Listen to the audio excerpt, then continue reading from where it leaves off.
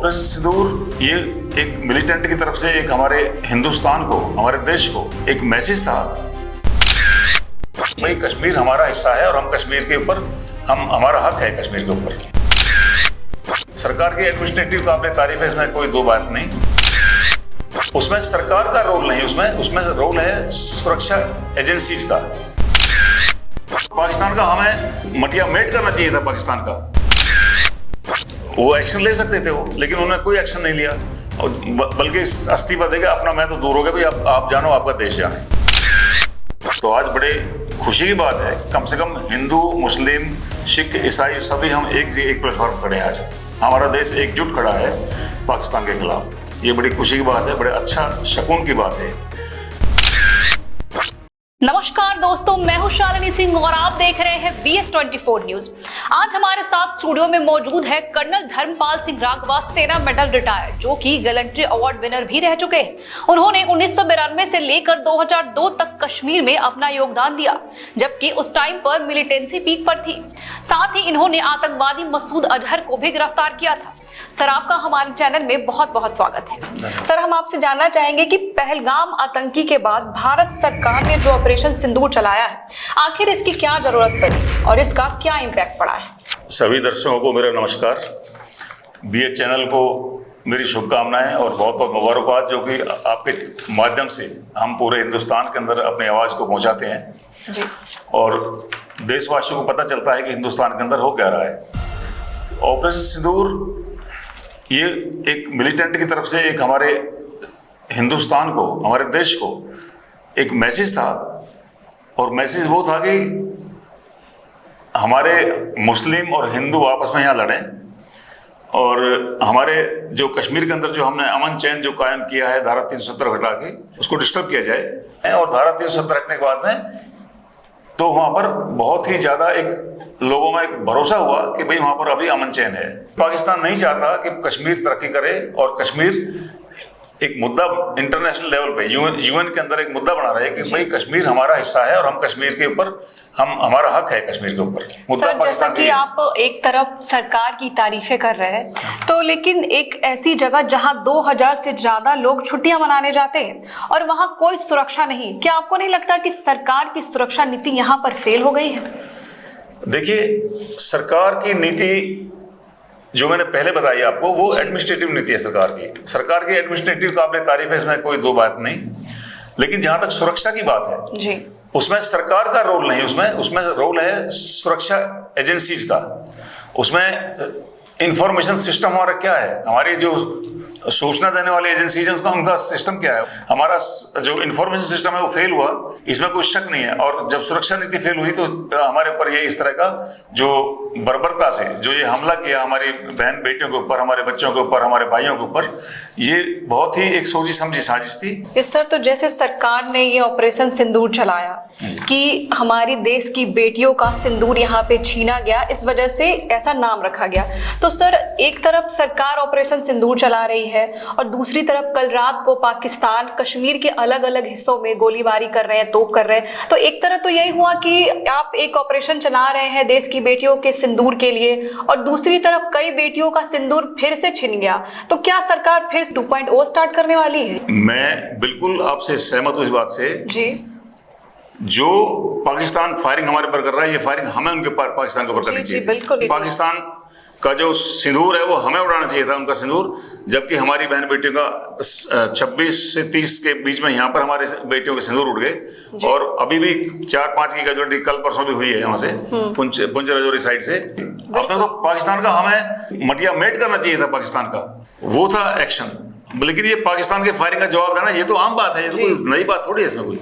आपको नहीं लगता है कि जब 26/11 के टाइम पर मुंबई के CM विलासराव देशमुख जी ने इस्तीफा दे दिया, तो क्या उनकी जिम्मेदारी नहीं थी कि हम इस हमले के जवाब में पाकिस्तान को मुंह तोड़ जवाब दें, उसके खिलाफ कोई कार्रवाई करें, बजाय कि इस्तीफा दे दिया उन्होंने?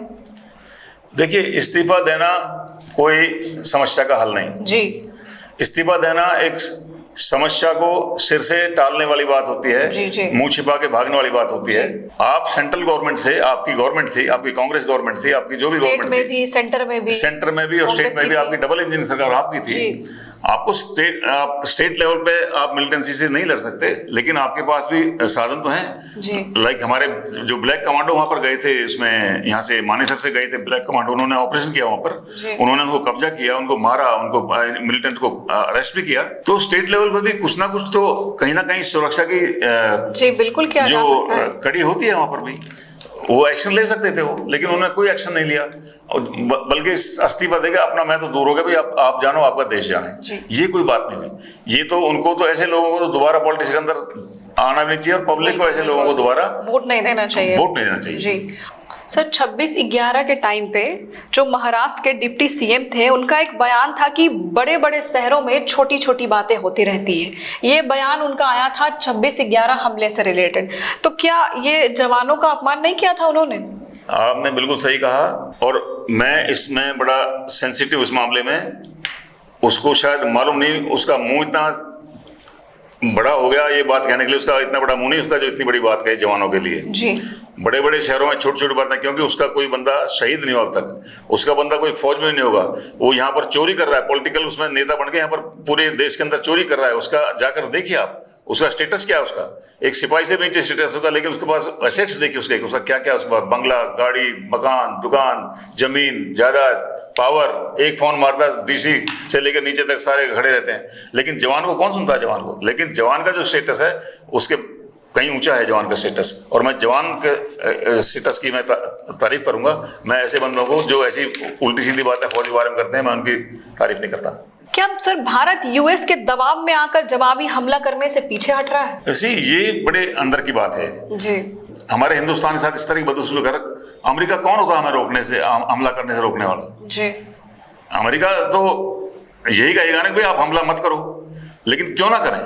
उन्होंने दोनों देशों के लीडर से बात करा है कि आप लोग अमन चैन से काम कीजिए। वो एडवाइजरी ठीक है उनकी, बट जब पाकिस्तान नहीं मान रहा, नहीं अपनी हरकतों से बाहर जा रहा, तो फिर हमारे पास और कोई सलूशन नहीं है, हमला का सलूशन है। हमने सारे उनकी बातें सुन ली, पाकिस्तान की बातें सुन ली, यूएन में मीटिंग हो ली, लेकिन अब हमला के अलावा हमारे पास कोई दूसरा ऑप्शन है ही नहीं हमारे पास कोई। सही बात। तो हमला हमें करना चाहिए, और अमेरिका के दबाव में तो हमें बिल्कुल नहीं आना चाहिए पाकिस्तान के लिए। तो इन सब चीजों के बाद जैसे आम पब्लिक भी हमारे कमेंट बॉक्स में कहती है कि भाई जवानों को ही फ्री कर दो कि पाकिस्तान से बदला लेके आ जाओ, तो क्या ऐसा कोई विकल्प नहीं है कि सरकार डायरेक्टली जवानों से बोले कि हाँ ऐसा कुछ कर सकते हैं? No, we are living in a democracy country. जी। हमारा देश प्रजातंत्र है जी। हमारी फौज इंडिपेंडेंट फौज नहीं है, हमारी फौज किसी कायदे कानून के अंदर काम करती है हमारी फौज।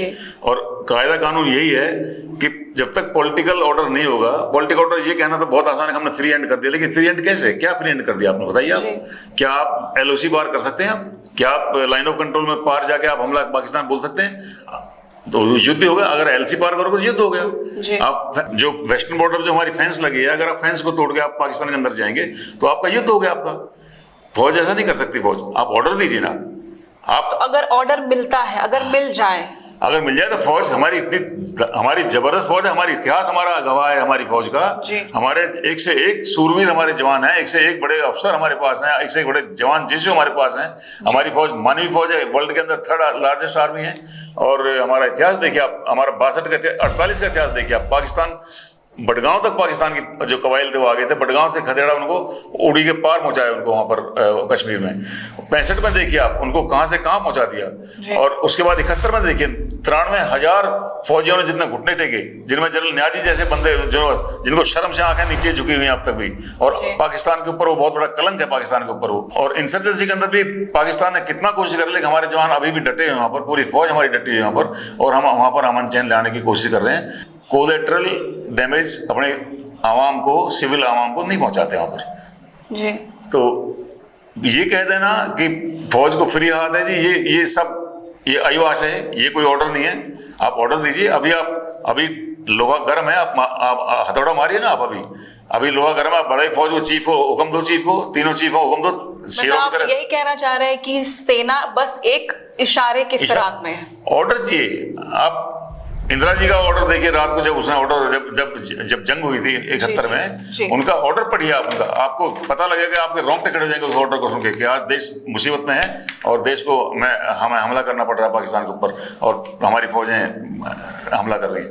आप हुक्म दीजिए, आप क्यों नहीं हुक्म देते आप? कि अगर हमारे देश में सेना इतनी मजबूत है तो फिर उनको बांध कर क्यों रखा जा रहा है? इसी बांध कर जो मेरी जो समझ में आता है, जो मैं भी इन्वायरमेंट में रहता हूँ, मैं भी जो देखता हूँ, हमारे जो पब्लिक है, हमारी पब्लिक के अंदर विश्लेषण करने का वो कैपेबिलिटी नहीं है जी। आप ये बताइए, पॉलिटिकल लीडर की पॉलिटिकल विल कहां पर गई? उनकी पॉलिटिकल विल आपने एक बार देख लिया, एक बार पाकिस्तान ने हमारे साथ बदसलूकी कर दी, 2 बार कर दी, 3 बार कर दी, 10 बार कर दी, कई बार हो गया। आप अभी किसके इंतजार कर रहे हैं? वही आप दीजिए मुद्दा तो वही है, जनता को इसी बात का तो सर जवाब चाहिए। आप दीजिए फौज को हुक्म, आपको तो हुक्म देना है। लड़ाई तो हम लड़ेंगे, लड़ाई तो हमारी फौज लड़ेगी, हमारे बच्चे लड़ेंगे जो आज हमारे शूरवीर खड़े हैं, ग्लेशियर में खड़े हैं, रेगिस्तान में खड़े हैं, जंगलों में खड़े हैं, हर जगह हमारी फौज अड़ी तो खड़ी है देश की सीमाओं को सुरक्षित करके। सर, एक सैनिक के तौर पर पहलगाम और 26/11 हमलों में आतंकियों की क्रूरता में आपने क्या अंतर देखा? आपको क्या लगता है? देखिए, आतंकी हमेशा से ही क्रूर रहा है, आतंकी कभी भी विनम्र नहीं रहे, हृदय तो रहता ही नहीं आतंकी का, इसलिए वो आतंकी है। लेकिन सर एक ट्विस्ट तो थोड़ा देखने को मिला है कि यहाँ मजहब पूछकर गोली मार रहे हैं, कलमा पढ़ो, नहीं पढ़ पाए तो मार दे रहे हैं। हाँ जी।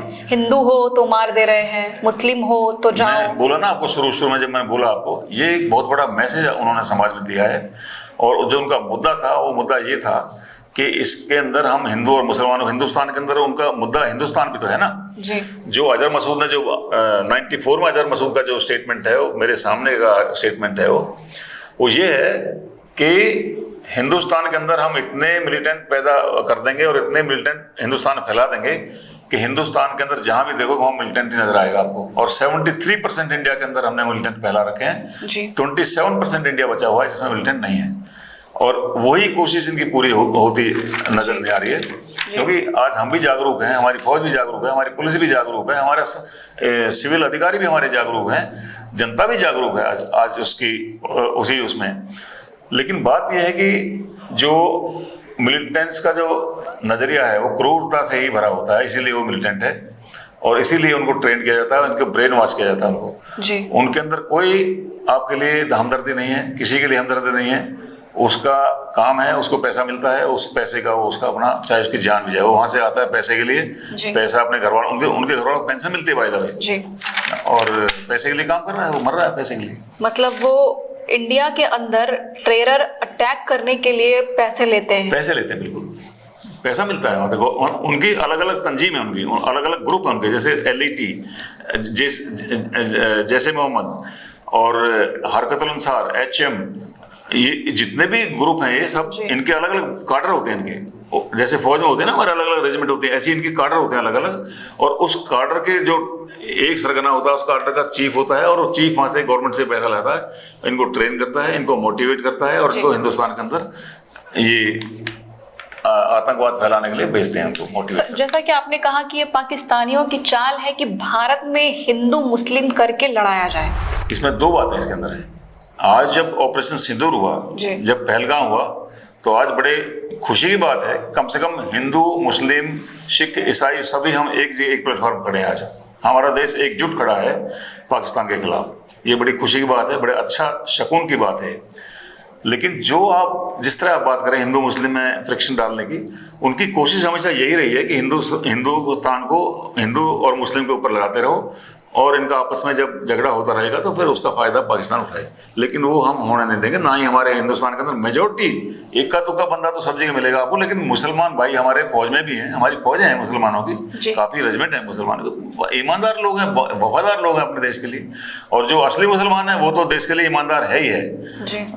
अब 2-4 बंदे एक्सेप्शंस आर एवरीवेयर, तो वो तो करेंगे। लेकिन ओवैसी को देखिए कितना बात करता है, लेकिन आज ओवैसी भी अपने देश की भाषा बोल रहा है जी। खड़गे साहब को देखिए जो अपोजिशन के अंदर है, जो कितनी देश के लिए अपने उसके लिए रूलिंग पार्टी के लिए बात करता है, लेकिन खड़गे साहब का कितना अच्छा बयान था खड़गे साहब का कि हम देश के साथ हैं, देश के सपोर्ट में है इस पहलगाम से कि हमले को लेकर। जब देश की बात आती है ये बड़ी खुशी की बात है, कम से कम हमारा देश एक प्लेटफॉर्म पर है, हम एक जगह हैं, एक जुट हैं हम सब जी। तो ये छोटे मोटे तो गद्दार हर जगह मिलेंगे आपको, छोटे मोटे तो। बहुत बहुत धन्यवाद है सर आपका हमारे शो में आने के लिए। हम उम्मीद करते हैं कि आपने जो अपनी राय रखी है, आपने जिस मुद्दे को यहाँ पे डिटेल में बताया है, अपनी राय रखी है, जनता देखे, जनता उससे सहमत हो और सरकार तक ये सारी बातें जाए। Thank you. तो दर्शकों हमारे साथ बने रहे, हम फिर मिलेंगे आपसे दूसरे नए मुद्दे के साथ।